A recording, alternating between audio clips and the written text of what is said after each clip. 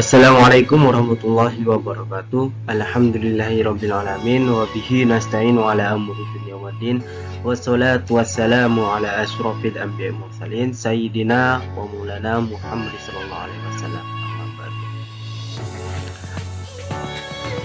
Sebelumnya perkenalkan, nama saya Adi Aibudo dengan D0121-803, dengan dosen pengampu Al-Mukarram Dr. Ahmad Muhibbin Zuhri MAG, dengan mata kuliah pengelolaan kelas B dengan materi pembinaan kedisiplinan peserta didik, dari pengertian, teknik, dan reward dan punishment.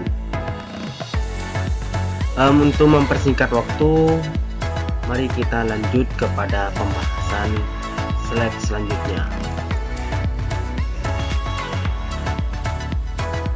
Kita mulai pada pembahasan yang pertama, yaitu pengertian kedisiplinan. Kata disiplin itu berasal dari bahasa Latin yang mana disiplin, yang berarti latihan atau pendidikan, kesopanan, dan kerohanian serta mengembangkan tabiatnya. Nah, disiplin juga muncul sebagai usaha untuk memperbaiki perilaku individu ataupun perilaku seseorang siswa, sehingga siswa dapat mematuhi peraturan-peraturan yang sudah ada di sekolah tersebut. Nah, menurut pendapat pakar ahli kedisiplinan, yaitu Sastra Hadiwiryo, yakni disiplin kerja suatu sikap menghormati, menghargai, patuh, dan taat terhadap peraturan-peraturan yang sudah berlaku, baik yang tertulis maupun yang tidak tertulis. Pada dasarnya itu kita harus menerima sanksi-sanksi yang sudah ada dalam peraturan-peraturan kedisiplinan. Nah, pada hakikatnya disiplin adalah hal yang dapat dilatih. Nah, dalam pelatihan disiplin tersebut, kita diharapkan dapat menumbuhkan kendali diri kita, atau keteraturan dan efisiensi dalam terhadap suatu siswa. Jadi secara singkat dapat disimpulkan bahwasannya disiplin yang berhubungan dengan pengendalian diri supaya dapat membedakan mana yang hak dan mana yang batil, seperti itu. Baik, kita lanjut kepada pembahasan selanjutnya, yaitu teknik kedisiplinan peserta didik. Teknik kedisiplinan peserta didik terbagi menjadi 3. Yang pertama, teknik eksternal kontrol. Yang kedua, teknik inner control atau teknik internal kontrol. Yang ketiga, yaitu teknik komparatif kontrol. Nah, dari 3 tersebut mempunyai masing-masing pengertian. Yakni yang pertama yaitu teknik eksternal kontrol. Nah, yang dimaksud dengan eksternal kontrol bahwa pengendalian berasal dari luar diri seorang siswa, dan hal ini dapat berupa bimbingan ataupun pengawasan terhadap pengawasan yang ketat, tapi juga yang bersifat hukuman. Nah, artinya bahwa ketika kita sudah menjadi guru, tentunya kita tetap mengawasi seorang murid untuk terhindarinya dari perilaku yang tidak sewenang-wenangnya. Artinya kita selalu mengawasi keadaan seorang murid. Nah, untuk yang kedua, teknik inner control atau internal control. Teknik ini adalah bahwa perilaku berasal diri dari dalam siswa sendiri. Kepekaan akan disiplin harus tumbuh dan berkembang dari dalam diri siswa sendiri. Nah, kesadaran akan norma-norma, peraturan-peraturan, tata tertib yang diterapkan akan membuat siswa dapat mengendalikan dirinya sendiri. Nah, artinya bahwa ketika seorang siswa sudah menanamkan kepribadiannya, kedisiplinannya dalam diri sendiri, itu merupakan suatu yang nilai plus bagi seorang siswa tersebut. Nah, dengan adanya kedisiplinan dalam diri sendiri, itu bahwasanya artinya dia tidak akan melanggar suatu peraturan-peraturan yang sudah tertera atau sudah yang berlaku dalam situasi dan kondisi sekolah tersebut. Nah, ataupun dalam suatu pembelajaran yang terlaksana gitu ya. Nah, untuk teknik comparative control, yakni kerjasama antara guru dan siswa. Teknik ini berangkat dari pendapat bahwa disiplin kelas yang baik mengandung adanya kesadaran kerjasama guru dan siswa secara harmonis, respektif, efektif, dan produktif. Oleh karena itu, harus ada kerjasama antara guru dan murid. Nah, artinya bahwa seorang guru dan murid harus mempunyai kolaborasi terhadap kelangsungan dalam pembelajaran. Nah, untuk menciptakan situasi dan kondisi yang efektif, respektif, efektif, dan produktif, dan tentunya humoris, itu perlu dengan adanya kolektivitas antara murid dan guru.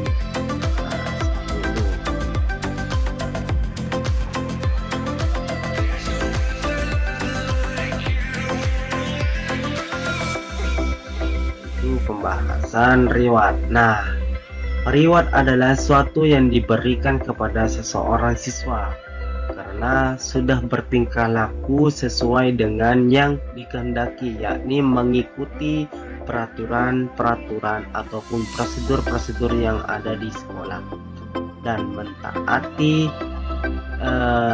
tata tertib yang sudah ditetapkan.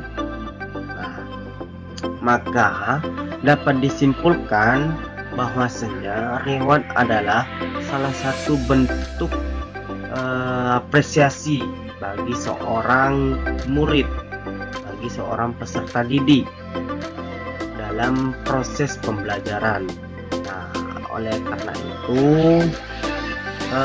reward ini sebagai penyemangat ataupun motivasi untuk agar peserta didik dalam menjalani proses pembelajaran dia dapat semangat dan dapat mengulangi kembali perilaku hal-hal yang baik.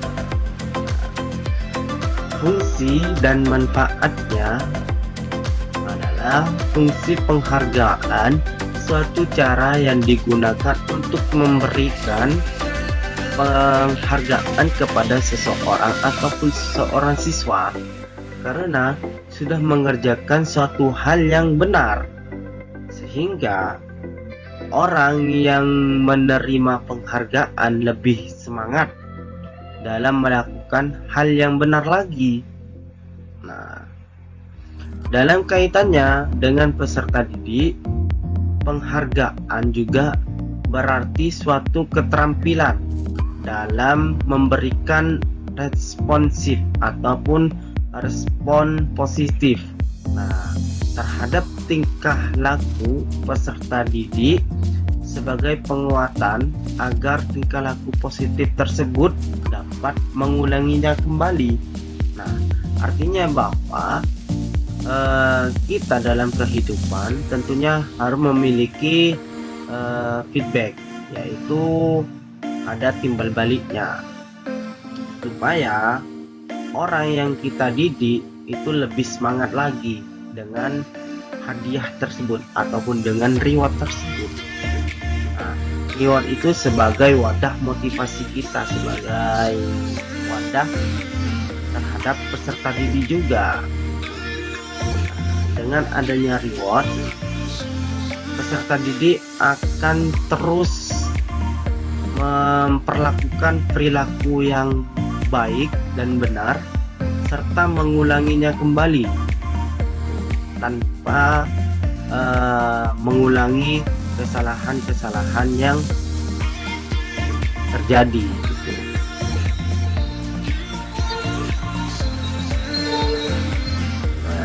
Berikut ini adalah jenis-jenis reward. Nah, terbagi menjadi 3 bagian, yaitu pujian, penghargaan, tanda penghargaan. Nah, saya akan membahas yang pertama, yaitu pujian. Nah, pujian merupakan tindakan mengungkapkan persetujuan atau kekaguman. Pujian dapat meningkatkan kemandirian, harga diri, minat belajar, serta prestasi belajar peserta didik.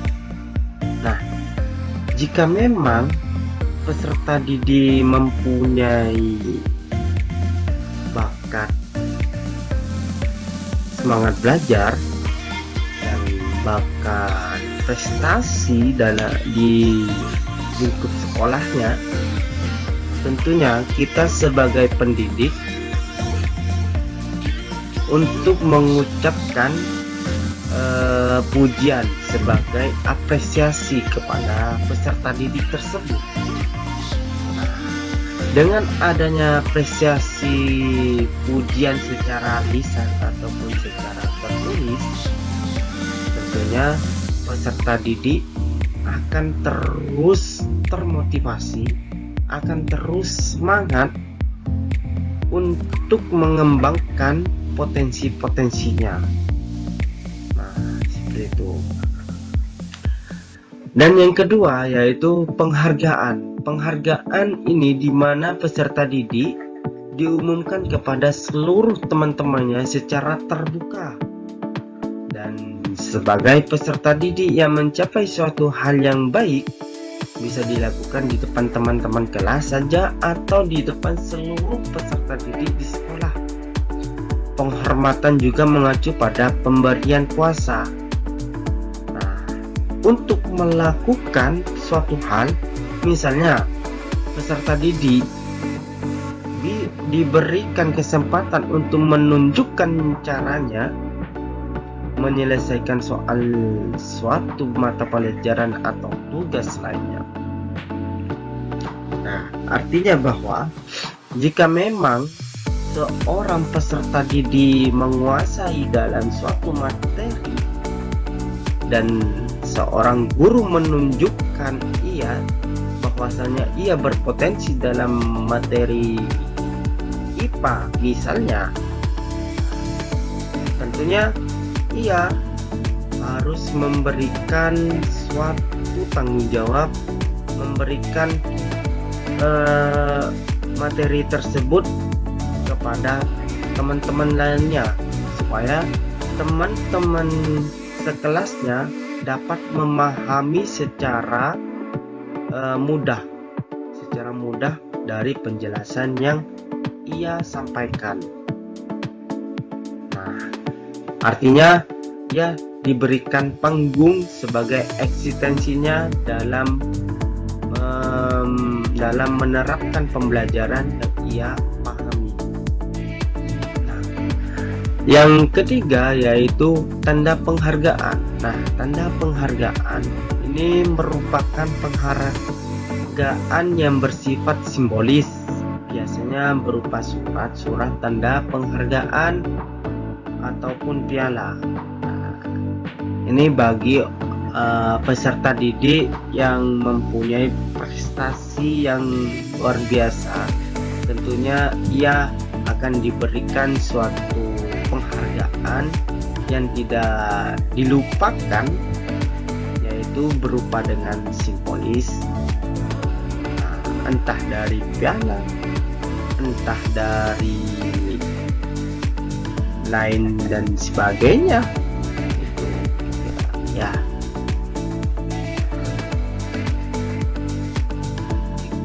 Selanjutnya ini membahas yaitu punishment. Nah, punishment adalah hukuman, salah satu alat belajar yang juga diperlukan dalam pendidikan. Hukuman diberikan sebagai akibat dari pelanggaran, kejahatan ataupun kesalahan yang dilakukan peserta didik, serta perbuatan yang kurang menyenangkan yang dikerjakan dalam secara sadar ataupun tidak sadar. Nah, akan tetapi ia tetap harus mengikuti prosedur yang sudah diterapkan dalam sebuah sekolah tersebut. Nah, untuk memberikan hukuman yang setimpal sesuai dengan pelanggaran yang agar tidak dapat mengulangi kembali. Nah, tentunya kita sebagai seorang pendidik harus berhati-hati dalam memilih punishment tersebut. Punishment tersebut ini merupakan suatu hal yang perlu kita perhatikan sesuai dengan konteksnya, sesuai dengan konteks pelanggaran peserta didik tersebut. Karena jika memang kita salah memilih konteks, punishment akan mempengaruhi peserta didik sehingga peserta didik akan mudah emosional. Nah, dengan adanya mudah emosional, keegoisan pribadi tentunya akan menimbulkan kebencian antara guru dan murid, sehingga lunturnya kolektivitas antara guru dan murid. Tidak ada kolaborasi guru dan murid. Maka dari itu, sebagai pendidik tentunya harus berhati-hati untuk memilih punishment tersebut. Fungsi dan manfaat punishment. Fungsi yang diterapkan punishment atau hukuman adalah sebagai alat pendidikan terhadap seorang sebagai pelaku pelanggaran agar perilaku siswa tidak mengulanginya kesalahan yang ia kerjakan, yang ia lakukan. Hukuman juga digunakan sebagai bentuk motivasi untuk menghindarinya perilaku ataupun sikap yang melanggar peraturan, sehingga dengan adanya hukuman yang setimpal dengan siswa dapat introspeksi diri dengan adanya hukuman dan akan bersikap perilaku yang disiplin. Artinya bahwa seseorang peserta didik jika memang melanggar peraturan tentunya harus memiliki pemikiran positif dan tidak mengulanginya kembali, sehingga pemikiran introspeksi diri inilah yang akan merubah kita untuk menjadikan disiplin.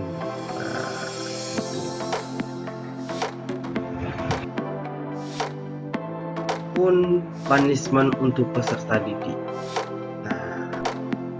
Punishment untuk peserta didik ini terbagi menjadi 3 bagian. 3 bagian tersebut yaitu hukuman presentasi, yang kedua hukuman penghapusan, yang ketiga hukuman time out.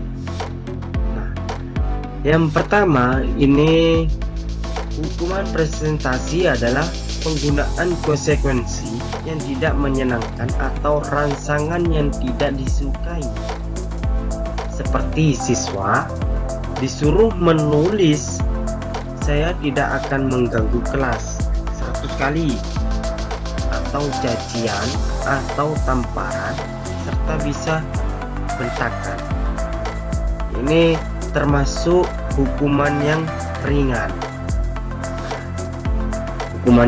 Yang kedua, hukuman penghapusan. Nah, hukuman penghapusan adalah menghapus penguatan. Contohnya yaitu siswa dihukum dengan tidak boleh beristirahat berdiri di depan kelas atau dihilangkan hak-haknya. Nah, ini termasuk hukuman yang standar.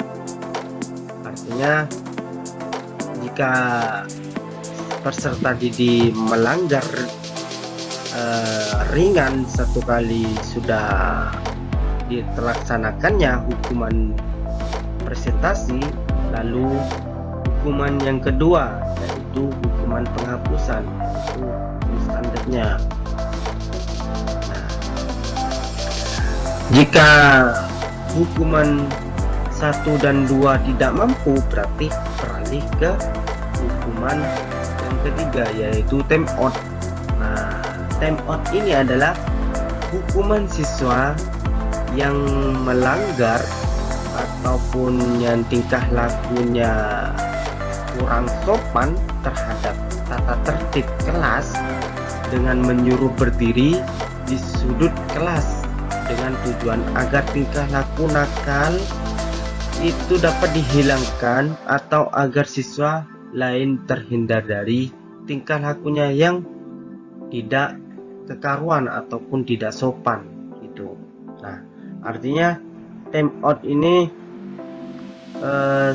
seorang peserta didik itu berdiri di luar kelas bisa juga, ataupun berdiri di depan sekolah, yaitu di depan bendera sangsaka merah putih misalnya gitu. Itu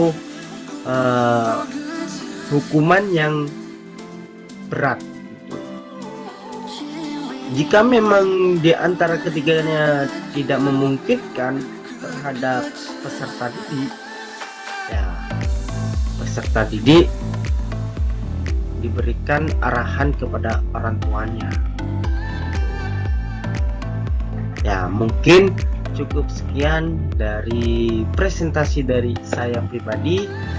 Itu Adi Ainudo, mohon maaf apabila ada yang salah. Allahumma fikila aku mitorik. Assalamualaikum warahmatullahi wabarakatuh.